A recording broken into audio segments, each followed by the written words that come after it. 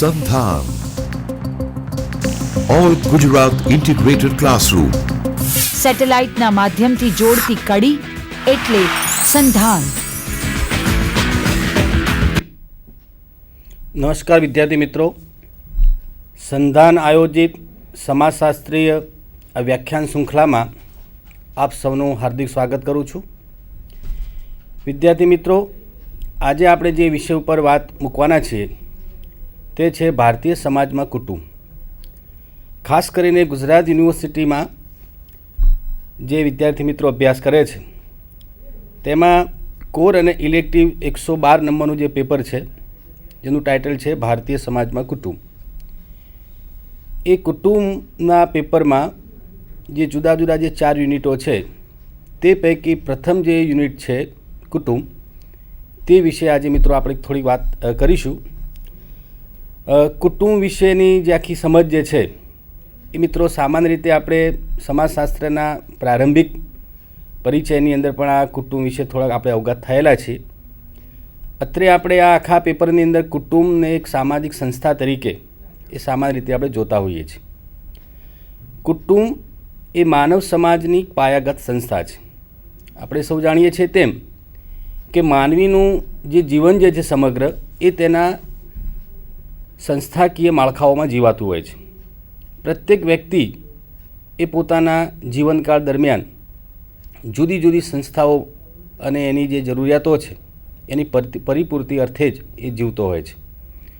આ સંસ્થાઓ પૈકી સૌથી મહત્ત્વની અને પાયાગત જો સંસ્થા હોય તો એ કુટુંબ છે. કુટુંબ વિશે જુદા જુદા સમાજશાસ્ત્રીઓએ જુદી જુદી રીતે એને વ્યાખ્યાબદ્ધ પણ કર્યું છે.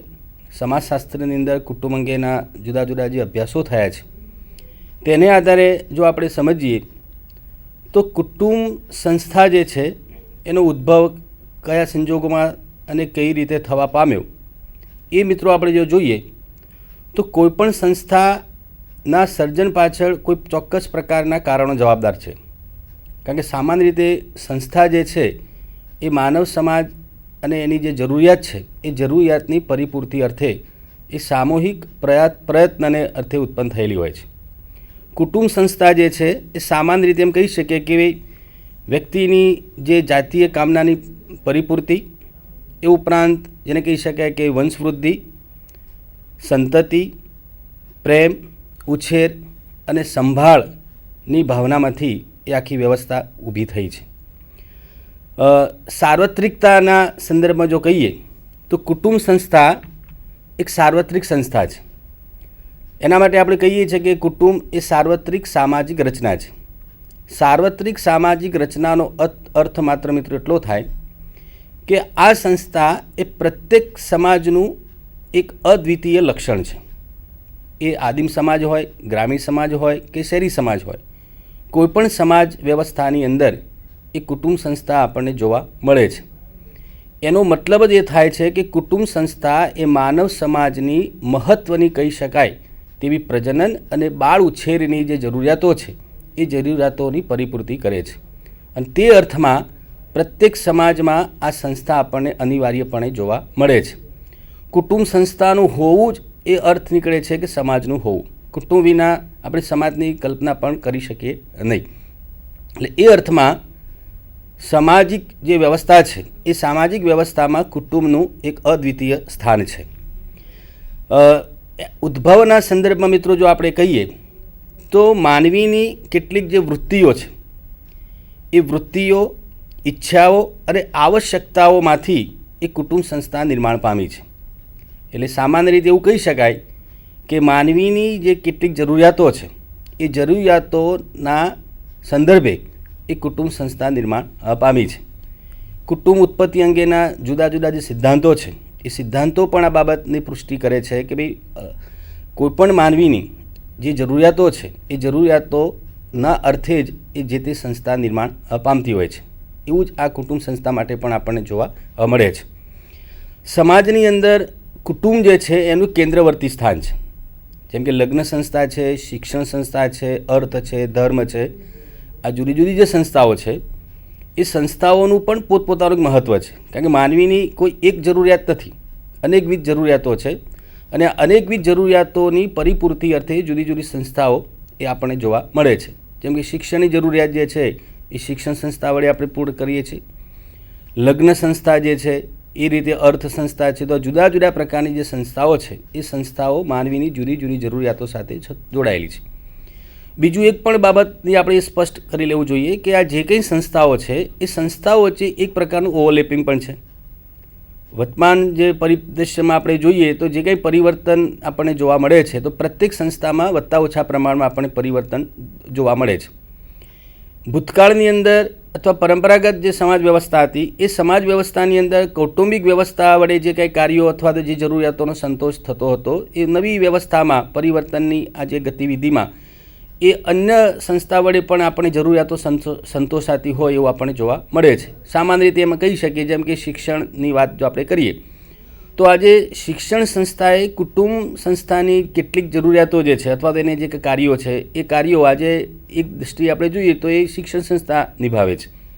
એ જ રીતે ધર્મ સંસ્થાની કામગીરીમાં પણ વત્તા ઓછા પ્રમાણમાં આપણને બદલાવ કે પરિવર્તન જોવા મળે છે. એટલે એ અર્થમાં પ્રત્યેક સંસ્થા વત્તા ઓછા પ્રમાણમાં અન્ય સંસ્થા સાથે જોતરાયેલી છે. એક આખી જે કહેવાય શકાય કે એનું એક કાર્યાત્મક જેને કહી શકાય કે સહવાસ કે સુમેળ એ આપણને આ સંસ્થાઓ વચ્ચે પણ જોવા મળે છે. એ રીતે આ આખી જે સાંકળ જે છે એ સાંકળને લઈને માનવી પોતાની જે કંઈ જરૂરિયાતો છે એ જરૂરિયાતોની યથાયોગ્ય પૂર્તિ કરી શકે છે.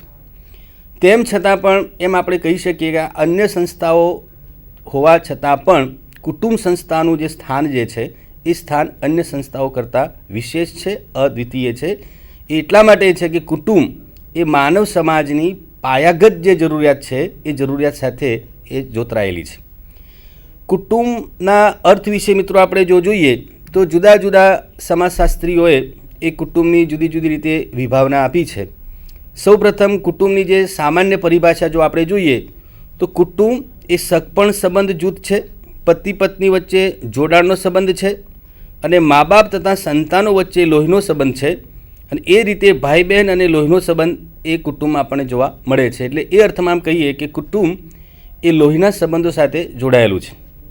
વૈવાહિક સંબંધો પણ એમાં છે અને લોહીના સંબંધો પણ છે. જેમ કે પતિ પત્ની વચ્ચેનો જે સંબંધ આપણે જોઈએ તો એની અંદર આપણને વૈવાહિક સંબંધ જોવા મળે છે. જ્યારે માતા પિતા અને સંતાનો છે, ભાઈ ને બહેન છે, તો આ પ્રકારના જે સંબંધો છે એ સંબંધો આપણને લોહીના જેને કહેવાય સંબંધો આપણને જોવા મળે છે. એટલે એ રીતે વૈવાહિક સંબંધો અને લોહીના સંબંધો વડે એ કુટુંબની આખી રચના આપણને જોવા મળે છે. જુદા જુદા સમાજશાસ્ત્રીઓએ પણ એ જુદી જુદી રીતે વ્યાખ્યાબદ્ધ કરવાનો પ્રયત્ન કર્યો છે. જેમ કે રોબર્ટ બસ્ટીડે જે વાત મૂકી છે તે એવું કહે છે કે કુટુંબ એ પ્રજનન અને બાળ ઉછેર માટેની પ્રમાણભૂત, કાયદેસરની અને નિયમબદ્ધ કાર્ય પ્રણાલિકા છે. એનો મતલબ મિત્રો એવો થયો કે કુટુંબની બેઝિક જે આપણે હમણાં આગળ વાત કરી તેમ કે બેઝિક જે જરૂરિયાત જે છે એ છે પ્રજનન અને બાળ ઉછેર.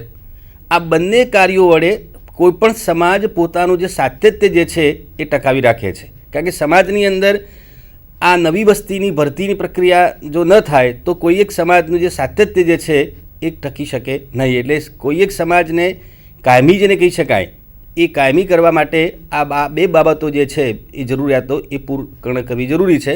અને બંને પ્રકારની જરૂરિયાત સાથે એ કુટુંબ વ્યવસ્થા જોડાયેલી છે. અને બીજું કે આ જે કંઈ પ્રજનન અને બાળ ઉછેરની જે કંઈ જરૂરિયાતની પૂર્તિ થાય છે એ કાયદેસરની અને નિયમબદ્ધ કાર્ય પ્રણાલિકા છે.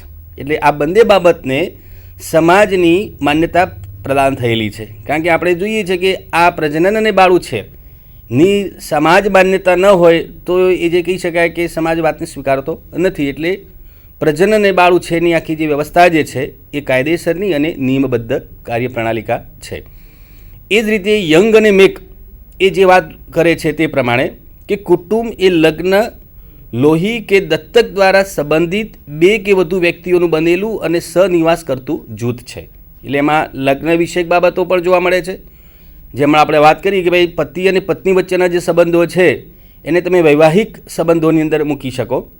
લોહી કે દત્તક દ્વારા સંબંધિત બે કે વધુ વ્યક્તિઓનું બનેલું અને સહનિવાસ કરતું જૂથ એટલે કુટુંબ. એસસી દુબે જે વાત કુટુંબના સંદર્ભમાં કરે છે તે કે કુટુંબ એક સાર્વત્રિક, કાયમી અને સર્વત્ર ફેલાયેલી સંસ્થા છે.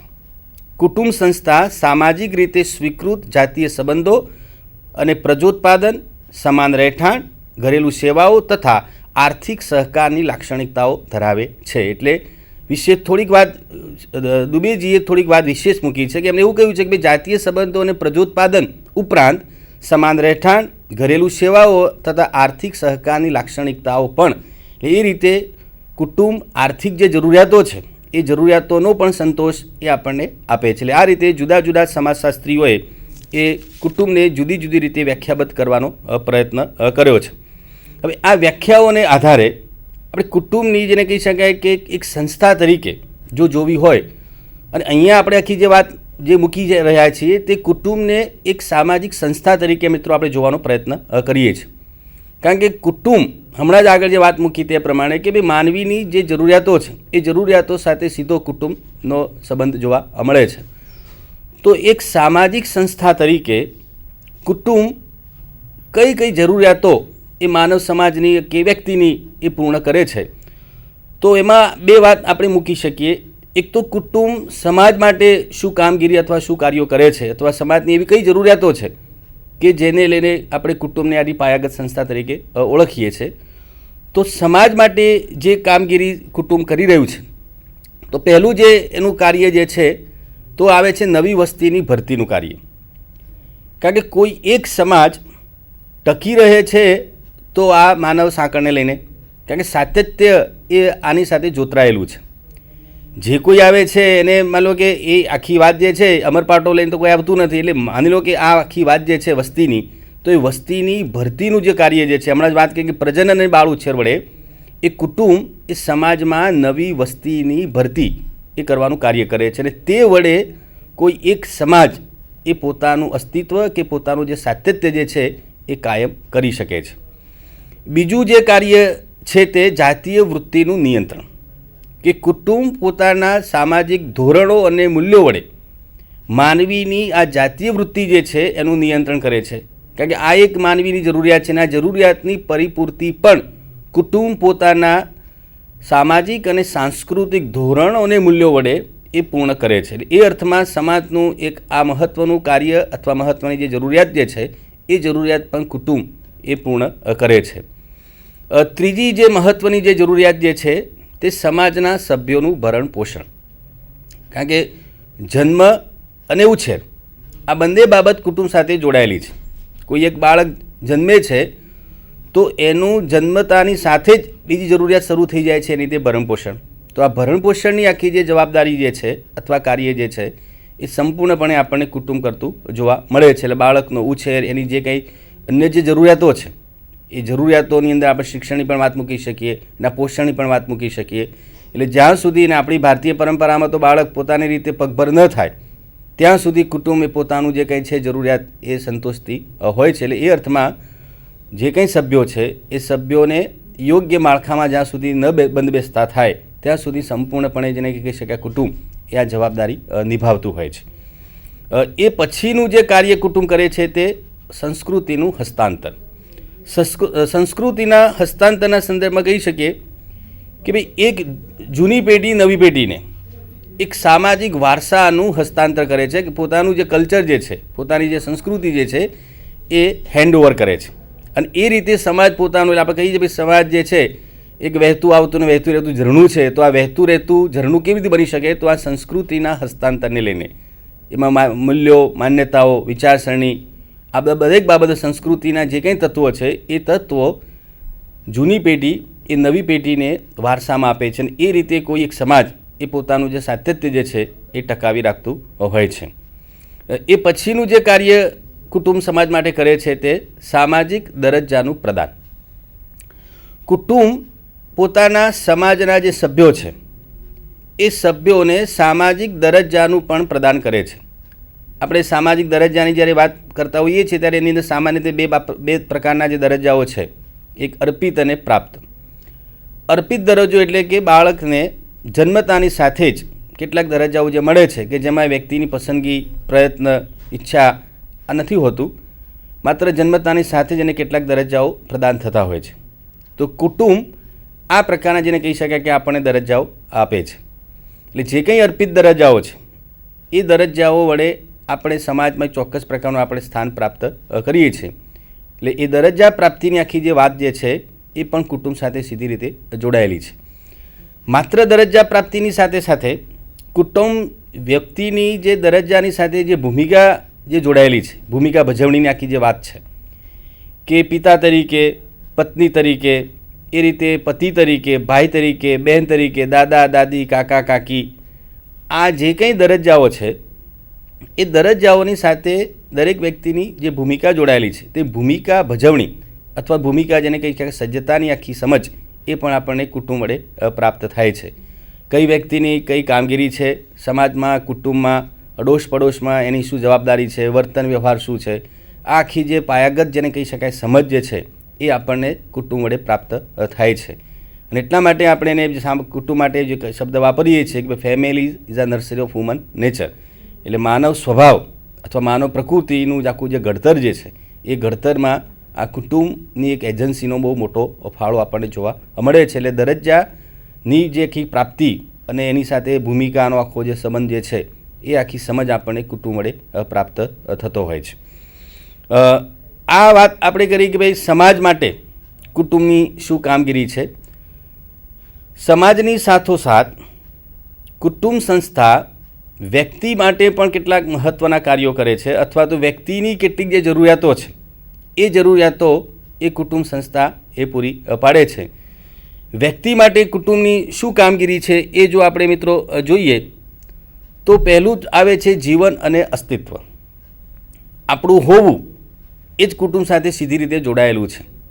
એટલે મને જે જીવન મળ્યું છે એ જીવન માટેનું જે શ્રેય જાય છે તો કુટુંબ સંસ્થાને ફાળે જાય છે. કારણ કે આખી જે વ્યવસ્થા છે, હમણાં જે આ વાત કરી કે ભાઈ પ્રજનન અને બાળ ઉછેર, એ પ્રજનન અને બાળ ઉછેર એ આ જીવન અને અસ્તિત્વ સાથે જોડાયેલું છે. એટલે કોઈક વ્યક્તિના જીવન અને એના અસ્તિત્વનો મૂળાધાર જો કોઈ હોય તો મિત્રો એ આખી કુટુંબ વ્યવસ્થા છે. કારણ કે આપણી સમાજ વ્યવસ્થામાં આ આખી જે કાર્યપદ્ધતિ